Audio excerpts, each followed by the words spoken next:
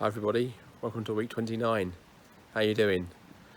What a mucky day today is. It's absolutely belting down here and the garden is soaked. So I'm not going to spend too long with an introduction, but thankfully we've got another video this week from one of our previous contributors, David Tyler. So David's going to give you a little video from his garden about what's changed, and then I'll come back at the end and we'll talk through what's happening here. But a quick spin round before I hand over to David. The rocket is coming, so anybody who is struggling to think about things to grow over winter, grow lettuce, grow rocket.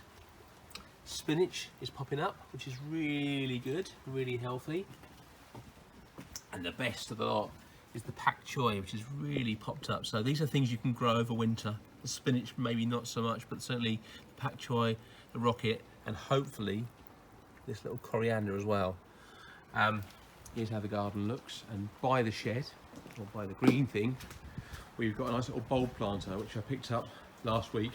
So a job for next week, hopefully we'll be using this to pop some bulbs in now so they come up in the spring.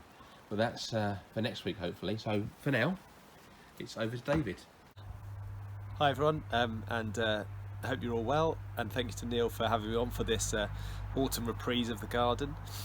Post 6 months of lockdown. I can't believe it's quite that long, and thank you Neil for keeping us going. So I'm just giving you a brief view. This is the same place I started last time, and obviously things have moved on a little, not necessarily in the best way. The tomatoes have come to the end of their life, but what has been proven is that they very much like it here. We've got at least 500 tomatoes from these 7 plants, which is great. The chilies are still just going, but I think I'll have to pick quite a lot of these green ones. As you can see, there are a couple of red ones still moving along in there, and these purple ones are going along too, so we'll still get a few more, but I might have to pick them as green. And what is quite funny to see is that because of that brief week of warm summer that we had middle of September, they've actually started flowering again, but they won't bring me much joy, I don't imagine. Not much else has changed since we were last here in the garden. I've popped a few sort of winter colours in for the cyclamens, and the new trees we planted have put on a real spurt of growth, which is really good. Suggests that they might be happy there, and the hawthorns are growing lots of lovely berries which the birds really love. But apart from that, not much has changed. The only thing it's really done is make us realise what should work well here in the future. So we're looking at putting some beds in this corner because it's sheltered and warm next to the wall for veg come next year. And also we've ordered some fruit trees to grow up this wall in a cordon, which will be really lovely to have that benefiting us through the year.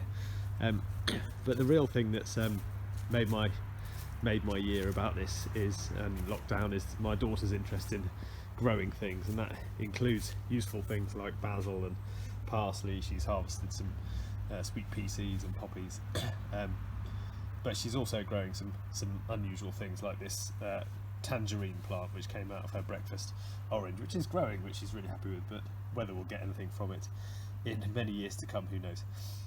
And more recently we've also found a couple of walnut trees down the way which we've been picking from before the squirrels get to them. So that's been my real win for the lockdown gardening. But thank you very much, Neil, for keeping us entertained, and I'll hand over to the rest. Cheers, bye bye. Thanks for that, David. That's a lovely video, and I'm really glad to see so much. You've got so much out of the garden. You know, depending on how good the summer was, it really did make a big difference to the returns you got. And the best thing, of course, is what you said at the end about you know, your daughter getting involved and really getting her hands dirty. And I can't believe it's a tangerine that's grown from a pip. So just proves to everybody out there, just give it a go. Shove something in a bit of soil, and you never quite know what will pop up. That's it for this week. It's been, yes, a horrible week here weather-wise. Next week I'm down in Plymouth, hopefully, COVID restrictions permitting, visit my sister, her husband, and my 2 nieces. So I'll probably do a video on Thursday, so you get it from there, but I'll also do something for the week after from Plymouth, because like David, the girls have really embraced gardening during lockdown, so I'm hoping to see what they've come up with. So for now, a quick spin around the garden and I'll say goodbye. And not everything struggled, but most things really have, so it's all looking a bit bedraggled.